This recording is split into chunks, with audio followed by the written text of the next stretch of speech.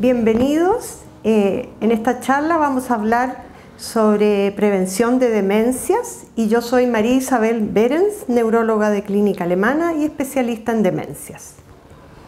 Lo que les voy a hablar hoy es acerca de un reporte que salió este año sobre prevención de demencias que fue elaborado por la Comisión Lancet, que publicó sus resultados, que son una puesta al día de unos que había publicado en el 2017. Como introducción, tenemos que más de 50 millones de personas viven en el mundo actualmente con demencia y se proyecta que esta cifra llegue a los 150 millones o más de 150 para el año 2050. Y esto está aumentando más en los países que son de medios o bajos ingresos.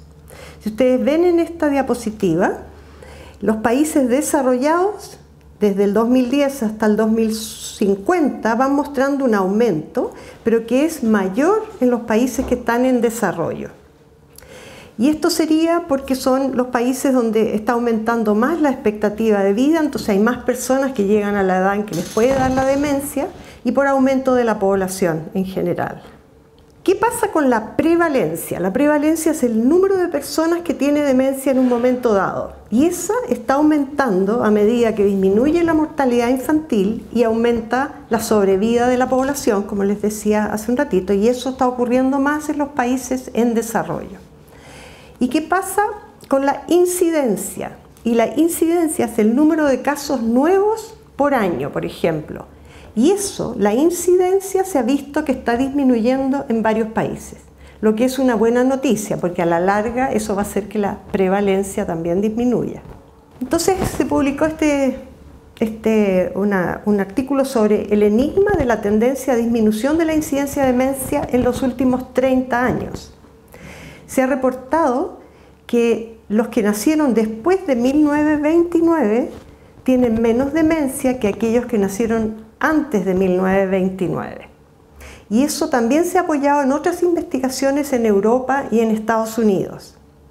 Y se cree que esta disminución de la incidencia del número de casos nuevos de demencia que se ha visto últimamente se debería a que se controla mejor la salud cardiovascular, la población está mejor educada, tiene mejor nutrición y por cambios en el estilo de vida.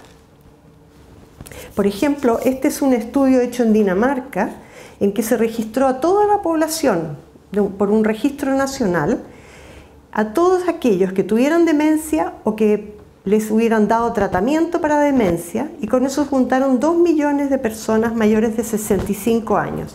Y aquí ustedes pueden ver que tanto para mujeres como para hombres, el número de casos nuevos de demencia entre el año 96 hasta el 2003 aumentaba en todos los rangos etarios, o sea, entre los mayores de 85 años, donde más aumentaba, en los de 80, en los de 75, 79, etc.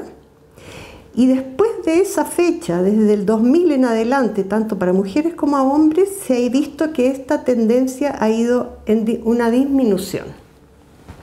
Y acá entonces ellos mismos graficaron la prevalencia, o sea, el número de casos de demencia por año y el número de casos nuevos de demencia por año. Y ustedes pueden ver que la incidencia, que es lo de casos nuevos, entre el 96 y el 2003 aumentó 9% por año, pero desde el 2003 a la fecha ha ido en disminución de 2% por año. En cambio, la prevalencia, que es el número de casos en total, ha ido aumentando de todas maneras. Y este es el reporte de que yo les hablaba de la Comisión Lancet, que se publicó este año. Y ellos lo que hacen es un modelo que cuantifica el impacto de los factores individuales sobre el riesgo global de demencia. Por ejemplo, ellos analizaron cuánto afecta la educación el riesgo de demencia. ¿Cuánto afecta tener hipertensión para el riesgo de demencia? Y esto lo hicieron a lo largo de la vida de todas las personas. Entonces, si acá está el nacimiento, acá está la edad media de la vida, que se dice hasta los 45 años, y la edad adulta, que es de 65 y más. Y En este color gris son los factores que no se pueden modificar, que serían genéticos o desconocidos hasta ahora. Y en verde o en azul o en morado se muestran los factores de riesgo que sí se pueden modificar, y se llega a la conclusión de que un 40% de los factores tienen alguna forma de prevención o de tratamiento para evitar que la persona cuando llegue a la edad tenga demencia. Entonces ahora los vamos a analizar por parte. Esta es la etapa temprana, que serían menores de 45 años, y la etapa media de la vida, que es entre 45 y 65 años. En la niñez lo que importa es la educación, tiene un impacto del 7%. Tener una educación de niños es un potente protector de demencia cuando uno llegue a la edad adulta. En la etapa media de la vida, los factores que intervienen son la mala audición, un 8%. Ustedes ven que importa mucho cuidarse la audición en la etapa media de la vida. Tener traumatismos graves de encéfalo, TEC, un 3% afecta. La hipertensión. Cada uno de estos números que yo digo, si uno corrigiera la hipertensión de todos los ciudadanos, el riesgo de demencia disminuiría un 2%, ¿me entiendes? Si yo le corrijo la audición o no tuviera problemas de audición, disminuiría en un 8% el riesgo de demencia en la población. Tomar alcohol en exceso. Ustedes ven que aquí dice, después vamos a analizar qué significa moderado. Eso afecta en un 1%. La obesidad también en un 1%. Después, en la etapa tardía de la vida, o sea, después de los 65 años, fumar tiene un 5% de importancia. Tener depresión, un 4%. El aislamiento social, o sea, aislarse, no participar, un 4%. El sedentarismo, o sea, la falta de actividad, un 2%. La contaminación del aire también es importante, un 2%, y la diabetes, un 1%. Y como les decía, en total, a lo largo de la vida, estos factores tratables suman un 40%. Acá, para mostrarles que el reporte que esta comisión hizo en el año 2017 tenían 9 factores y se agregaron 3 nuevos factores ahora: la contaminación ambiental, el consumo exagerado de alcohol y el traumatismo cerebral. Y ahora los vamos a analizar por factor, para explicar un poco más de qué se trata cada uno. Por ejemplo, la educación. Es muy importante, sobre todo en la niñez. Después de la adolescencia, el efecto de la educación no es tan grande como de niños. Y se cree que entonces los que se continúan beneficiando después de la niñez es porque aquellos que tienen mayor función cognitiva tienden a involucrarse en actividades educativas y estimulantes. Pero, a pesar de que lo más importante es en la niñez, mantener la actividad cognitiva es beneficioso. Y está este dicho, usarlo o perderlo. Por ejemplo, se ha descrito que hay menor riesgo de demencia en personas que realizan más actividades, por ejemplo, leer, jugar juegos, y estas actividades no son dependientes de la educación. O sea, no solo por algo que sea de educación es beneficioso, es lo que estimule el cerebro y que a la persona le interese. También se ha demostrado que es beneficioso realizar viajes, tener actividades al aire libre, tocar música, arte, la actividad física, leer, aprender un segundo idioma, resolver problemas. Entonces, todos estos son actividades que son beneficiosas para el cerebro porque significan una activación, porque la persona está interesada, está tratando de resolver el problema o el juego, y eso lo estimula.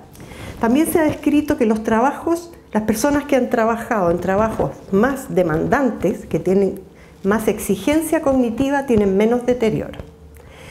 Hay menor riesgo de demencia si uno se jubila a una edad mayor, pero no tiene que ver con el número de años trabajados, sino con la edad de jubilación. Y en otro estudio se demostró que había 2 veces mayor pérdida de memoria en las personas que se jubilan comparado con los que no se habían jubilado todavía. ¿Qué pasa con estudios donde se trata de hacer actividad de estimulación cognitiva para ver si sirve, si ayuda a evitar cuando una persona ya sea sana o que ya está empezando con problemas, si lo ayuda? Hay 3 revisiones sistemáticas, esto en la población sin deterioro, y los 3 estudios de estimulación o entrenamiento cognitivo que incluían el entrenamiento computarizado no mostró beneficio, o sea, solo servía en el dominio que se entrenaba. Por ejemplo, si le enseñaban a usar el mouse, aprendían a hacerlo más rápido, pero no en otras áreas de la cognición. Eso en personas sin deterioro cognitivo. ¿Qué pasa con las personas que ya tienen un poco de deterioro? Hay varios estudios que sí muestran que es beneficioso el entrenamiento cognitivo, pero todavía son estudios de baja calidad, no muy decidores, que por lo tanto no son concluyentes. Todavía no se puede decir con certeza sí, la estimulación cognitiva ayuda. En un único ensayo que se hizo controlado, se demostró en un grupo relativamente pequeño de casos que la activación conductual se asociaba a menor riesgo de deterioro de memoria a 2 años plazo. O sea, parece ser que ayuda, pero no está demostrado con certeza. ¿Qué pasa ahora con la pérdida de audición? Se sabe, esto es relativamente nuevo, antes no se había percibido que tener pérdida de audición era un factor de riesgo de demencia. Se demostró que por cada 10 decibeles de pérdida de audición hay un mayor riesgo de demencia. Y también a niveles subclínicos, es decir, aunque uno esté oyendo relativamente bien, pero ha perdido un poquito de audición, también se asocia a menor cognición. Así que es muy importante estar atento a que el oído no falle. El deterioro cognitivo se cree que se debe a que cuando hay una falla de audición, la persona tiene menos estimulación cognitiva. También se plantea que las personas que no están oyendo bien tienden a aislarse, no participan tanto de las conversaciones porque no las pueden seguir, se pierden en lo que está diciendo, entonces se hacen a un lado y eso implica menor estimulación cognitiva. Está en estudio, pero se cree que el uso de audífonos sería protector. Todavía no está súper demostrado haciendo ensayos clínicos, pero todo apunta a que usar audífonos o a un auxiliar de la audición es protector. Ahora, ¿qué pasa con el traumatismo encefalocraniano? El TEC, que este es uno de los factores que es nuevo de este año. Mayor riesgo de demencia y Alzheimer se asocia a TEC. Eso se demostró en un estudio danés y en otro estudio sueco de 3 millones de personas cada uno. También ellos demostraron que hay un mayor riesgo de demencia o de deterioro cognitivo a los 6 meses después del TEC o al año después, entre los 6 meses y el año después del TEC. Pero si uno sigue hasta los 30 años después, puede seguir ese mayor riesgo. Así que la idea es cuidarse de los TEC graves. Es mayor riesgo a mayor número de TECs que haya tenido la persona y a mayor severidad del accidente. En uno de los estudios, esto es interesante, se demostró que las personas que estaban tomando estatinas tenían menor riesgo de demencia asociado al TEC comparado con los que no estaban tomando estatinas. Ahora nos vamos a la hipertensión. La hipertensión sistólica, la alta, como se dice, de 140 o de 14, como mucha gente le dice, si esto está en la etapa media de la vida, o sea, con el promedio de 55 años, se asocia a mayor riesgo de demencia. Y ya cada vez está más claro que tener hipertensión en esta etapa media de la vida, entre los 45 y los 65, es un factor de riesgo de demencia en la edad adulta.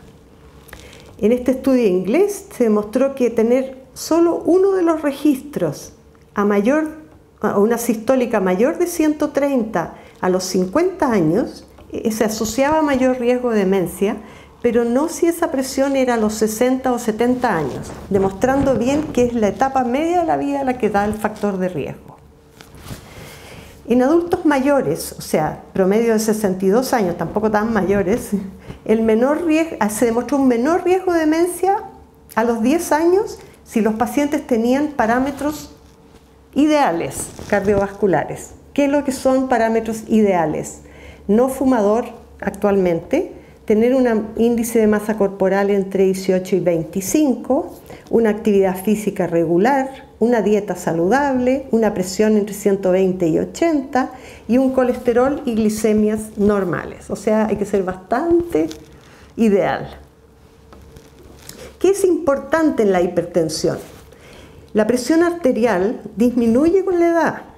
Entonces, la disminución de presión que se asocia a la demencia podría ser causada por la demencia y no una ausencia de riesgo. O sea, hay que tener cuidado en los adultos mayores que si han bajado la presión hay que estar atento a que no vaya a ser un signo de demencia. ¿Qué hay del ejercicio físico? Es complejo de evaluar porque puede ser que la persona que está empezando con un deterioro cognitivo deje de hacer ejercicio, entonces se confunda entre si fue causa o efecto. Se sabe que un ejercicio, por lo menos semanal, de moderado a vigoroso, o sea, que haga transpirar, en la edad media de la vida se asocia a menor riesgo de demencia. En otro estudio también se demostró un menor riesgo a los 10 años, pero no a los 28 años después. Otro metaanálisis, que son estos estudios donde se revisa todo lo que se ha publicado antes y se junta en un análisis de todos los trabajos, se demostró que las personas sedentarias tenían mayor riesgo de demencia, pero solo en aquellos que tenían además una enfermedad cardiometabólica, o sea que tenían factores de riesgo, hipertensión, diabetes, etc. Por lo tanto, la inactividad puede ser causa, consecuencia o ambos, y mayor riesgo en aquellos con movilidad cardiovascular.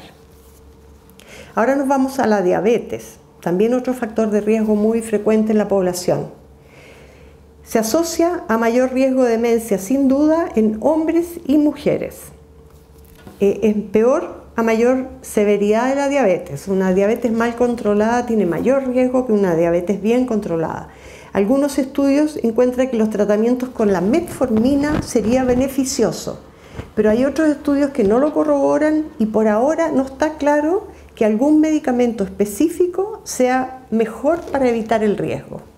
Ahora vamos al consumo de alcohol, muy polémico. Han habido desde hace tiempo estudios que dicen que es bueno, después estudios que dicen que es malo y después otra vez que es bueno. En este trabajo, en este reporte de la Comisión Lancet, recomiendan el uso leve a moderado de alcohol. Evitar el uso excesivo, pero también es malo no tomar nada. O sea, hay que tomar en forma moderada. Hay un estudio francés que siguió a 31 millones de personas durante 5 años y demostraron que el uso exagerado o la dependencia al alcohol se asocia a mayor riesgo de demencia. O sea, el exceso de alcohol, el consumo excesivo de alcohol es malo, eso no hay duda, especialmente en los menores de 65. Y por otro lado, se demostró en otro estudio que el consumo leve a moderado se asoció a menor riesgo de demencia comparado con no tomar nada. Y eso fue una revisión sistemática de 45 estudios clínicos. Ahora vamos a qué es lo que es leve a moderado. En este reporte dicen menos de 21 unidades de alcohol a la semana. Y una unidad de alcohol equivale a 8 gramos de alcohol. Si es en la semana 21 unidades, equivale a 3 unidades por día, lo que serían 24 gramos de alcohol. Y eso equivale a una copa de 200 ml o a 2 copas de 100 ml, que vendría a ser, si es una copa de este tamaño sería 100 ml. Es a una cerveza de 300 ml, una lata, por día. O sea que en una semana son 7 latas. Pisco o whisky, que son de alto grado alcohólico, sería aproximadamente un dedito acostado en un vaso no muy ancho, o 50 ml más o menos, mililitros. Eso es por día, pero se acepta, o sea, si un día no se toma, a la semana se puede compensar. No está dicho explícitamente, pero al decir a la semana se subentiende eso. Depresión, otro gran tema. La depresión puede ser un factor de riesgo de demencia, también puede ser un síntoma inicial o prodrómico, se llama en medicina, que precede a la enfermedad. Entonces, no se sabe todavía si se debe a que la depresión indica que la enfermedad está empezando o si tener depresión es un factor de riesgo. Lo que se sabe es que la depresión que aparece tarde en la vida, 5 años antes del inicio de una demencia, sí es un factor de riesgo. En este estudio, la depresión tardía se asocia a mayor riesgo de demencia dentro de los 5 años del inicio de la demencia. Y no está claro si tratarlo previene esa depresión tratada en esos 5 años previene la demencia. Eso no está claro. Hay un estudio que muestra que 4 años de tratamiento con citalopram, los pacientes tuvieron menor progresión a demencia de su cuadro inicial. O sea, hay ciertos indicios de que es beneficioso, pero sin duda es útil tratar la depresión porque mejora la calidad de vida de los pacientes. Contacto social. El contacto social es un factor protector. En los estudios lo que se hace es comparar las personas que viven solas comparadas con los que están casados o viven acompañados. Entonces, haciendo un estudio entre solteros y viudos comparado con casados, se demostró que había mayor riesgo de demencia en los solteros y los viudos. Los efectos protectores del contacto social son consistentes para ambos sexos, tanto para hombres como para mujeres, y a pesar de las diferencias acerca de la percepción de lo que significa un aislamiento social en las diferentes culturas. O sea que es un factor de riesgo importante estar acompañados. No se sabe si intervenir, o sea, si hacer que una persona muy aislada empiece a participar en una actividad lo prevenga. Todavía no se ha demostrado, pero es probable que sí. Dietas. Se prefiere como recomendación las dietas más que comer cierto alimento aislado. Se recomienda la dieta mediterránea, se recomienda la dieta nórdica. Se sabe que el consumo de vegetales verdes se asocia a menor riesgo de demencia en un estudio longitudinal. Otro estudio encontró que la dieta mediterránea solo es útil en aquellos que tienen enfermedad cardiovascular. Por otro lado, las vitaminas o los multinutrientes no se ha demostrado beneficio y la OMS no los recomienda, pero tampoco hacen daño, así que se pueden tomar. ¿Qué es importante? Es importante considerar en qué etapa de la vida se evalúa un riesgo. Por ejemplo, tener obesidad e hipertensión cuando uno tiene 45 o 50 años tiene mayor riesgo de demencia, pero estos factores de riesgo, la obesidad y la hipertensión, disminuyen cuando empieza la demencia. Por lo tanto, tener bajo peso o haber bajado de peso y una presión arterial baja a las edades avanzadas puede significar que la enfermedad está empezando y no que hay una ausencia de riesgo. Otras consideraciones. La mayor parte de los cálculos que se hicieron para este reporte fueron hechos con estudios en países de altos ingresos. Entonces, no hay tanta evidencia a lo que pasa en países de Latinoamérica o de África. Pero se supone que el efecto beneficioso de controlar estos factores sería aún mayor. Por ejemplo, haciendo unos cálculos, se supone que en la India los factores potencialmente tratables corresponderían a un 41% y en Latinoamérica a un 56%. O sea, tenemos harto tratamiento que hacer para evitar demencia a futuro. ¿Qué recomienda la Lancet Commission? Políticas públicas de educación a todos los niños. Que se hagan iniciativas públicas que minimicen los riesgos de un golpe TEC grave y de consumo de alcohol. Que la presión sistólica en la etapa de la media de la vida sea de 130 o menos, o de 13 o menos, la alta. Suspender el tabaco y tener cuidado con el tabaquismo pasivo, o sea, una persona que fuma le otorga mayor riesgo a los que viven con él y están fumando pasivamente. Políticas públicas de mejoría de la calidad del aire. Promover la actividad física, la actividad cognitiva y la actividad social en la etapa media y tardía de la vida, aunque haya poca evidencia de que cada una de ellas sea beneficiosa. Se recomienda usar audífonos porque parece reducir el riesgo. Hacer ejercicio físico en la etapa media y probablemente en la etapa tardía, y sería el beneficio a través de mejorar la obesidad, la diabetes y el riesgo cardiovascular.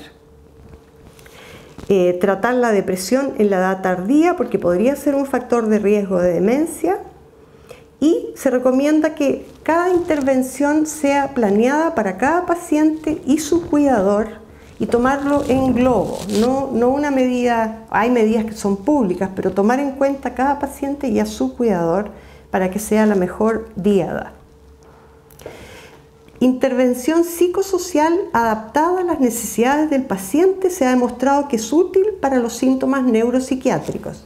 Los síntomas neuropsiquiátricos son esos síntomas de irritabilidad, agresividad, inquietud, insomnio, una serie de síntomas que a veces son muy perturbadores para el resto de los miembros de la familia. El paciente se levanta en la mitad de la noche, se viste y quiere salir porque piensa que es de día, etc.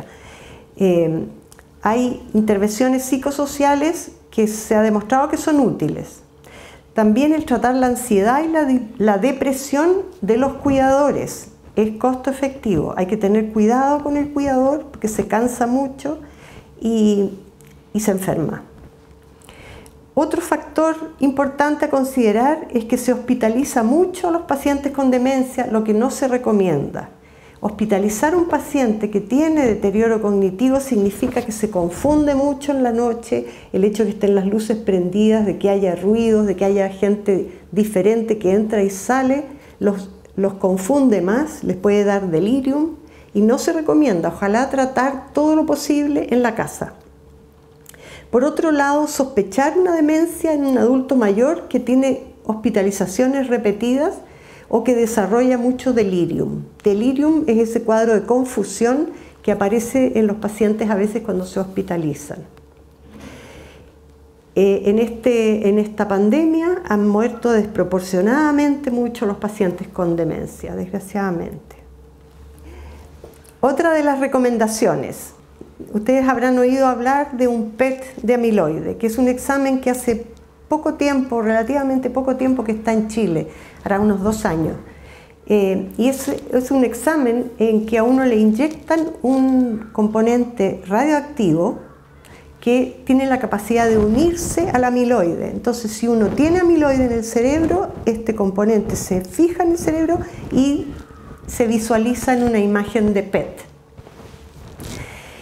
Ese examen indica riesgo de demencia, pero se sabe que la mayoría de las personas que tienen amiloide y la otra proteína que se llama tau y no tienen síntomas de falla cognitiva pueden vivir su vida sin nunca desarrollar la enfermedad. Entonces, no se recomienda en una persona que no tiene problemas de memoria hacerse ese examen porque solamente lo va a dejar preocupado de que tiene amiloide en el cerebro y sin saber si va a desarrollar la enfermedad, que probablemente no. Ahora, si una persona ya tiene deterioro cognitivo y uno quiere saber si es de tipo Alzheimer o es de otro tipo, se puede justificar el uso para demostrar si hay amiloide y hay tau, entonces probablemente se trata de un Alzheimer. Pero si sale negativo el examen, no significa que la persona no tiene demencia, sino que puede ser causada por otra de las demencias que existen y que tienen otros ligandos que todavía no se han desarrollado. Este estudio se llama FINGER, como dedo en inglés, pero significa Finnish Geriatric Intervention, etc. Es un estudio finlandés que se hizo para prevenir el deterioro cognitivo y la discapacidad en la población de Finlandia. Fue una intervención multidominio de 2 años de duración para prevenir el deterioro cognitivo y la demencia. Y consistió en dieta, una dieta mediterránea, en la actividad física, entrenamiento cognitivo y control de los factores de riesgo cardiovasculares. Duró 2 años. Y tenía, aquí no lo anoté, pero así, eran 1.260 personas que tenían riesgo cardiovascular y tenían entre 60 y 77 años de edad. ¿Y qué se encontró en ese estudio? Una reducción del deterioro cognitivo independiente del nivel sociodemográfico, socioeconómico, cognitivo o cardiovascular. O sea, se demostró que era útil hacer este conjunto de actividades que incluían dieta, actividad física, entrenamiento cognitivo y monitoreo. Al grupo control, el grupo que no estaba en esta actividad, solamente se les daba recomendaciones de salud general. Este estudio, como es de los primeros en demostrar un beneficio, ahora ya está siendo worldwide, por eso WW-FINGER, y hay otro para Latinoamérica que se llama LATAM FINGER, y en Chile se va a empezar a hacer en un centro en el Hospital de la Chile, así que es importante que estén atentos si alguien quiere participar. Tenemos el concepto de reserva cerebral. Es un concepto que da cuenta de por qué algunas personas que tienen muchas características en el cerebro que son asociadas a la demencia, sin embargo, clínicamente no desarrollan la enfermedad. Entonces se llama reserva cognitiva o reserva cerebral. Y habría de 2 tipos. Se llama reserva neurobiológica. Entonces sería que uno tiene mayor número de neuronas o mayor número de conexiones entre neuronas, que se llaman sinapsis, o por genética o por estilo de vida, que hace que uno tenga, si pierde neuronas por la enfermedad, igual le quedan muchas que compensan y hacen la pega y no desarrollan demencia. Y lo otro es reserva cognitiva en el sentido de haberse adaptado o cuánto se adapta el cerebro que queda para compensar la función que perdió la otra del lado. Por ejemplo, las mujeres se piensa que tienen más demencia para la misma edad, comparando con los hombres, probablemente porque ellas recibieron menor educación que los hombres. Entonces, que los hombres. Entonces, al llegar a la edad adulta, llegan con mayor riesgo. Finalmente, este es un trabajo que salió hace muy poquito, ahora creo que hace un par de meses, que es un nuevo tipo, solamente para contarles, un nuevo tipo de Alzheimer que es una de las formas de Alzheimer atípico, y es importante decir que esto es muy raro, pero ocurre en personas más jóvenes, y este tipo que se describió hace poco se presenta como un síndrome disejecutivo, se llama, y que tiene que ver con la capacidad de planificar, de organizarse para hacer algo, de flexibilidad cognitiva, o sea, de ser capaz de cambiar de tarea, control inhibitorio, si viene una interferencia que yo la ignore para seguir en mi ruta. Todas esas capacidades se llaman funciones ejecutivas, y en esta forma descrita hace poco de Alzheimer atípico, esas serían las que primero fallan. Y la edad promedio de inicio 53,8 años, o sea, bastante más joven, pero son formas bien raras para que nadie se quede muy preocupado. Finalmente, quería decirles que respecto de la contingencia, es importante que los pacientes con demencia, fuera de que por tener la edad, por tener otros factores y por tener demencia, se han visto más perjudicados por la pandemia que los pacientes en general. Muchos han muerto, como ya decía, y muchos los ha afectado el confinamiento. Los que están en hogares de ancianos no pueden recibir visitas por el riesgo de contagio. El personal que los va a atender está con la cara tapada, con mascarillas, con visores, a veces no los reconocen. Ha sido complicado para ellos y esperemos que entonces pase pronto para que podamos volver a integrarlos a la vida. Muchas gracias. Si ustedes quieren hacer preguntas, al final de la presentación se va a agregar una dirección del centro de extensión donde ustedes pueden formular las preguntas y en la medida de lo posible yo se las respondo. Muchas gracias.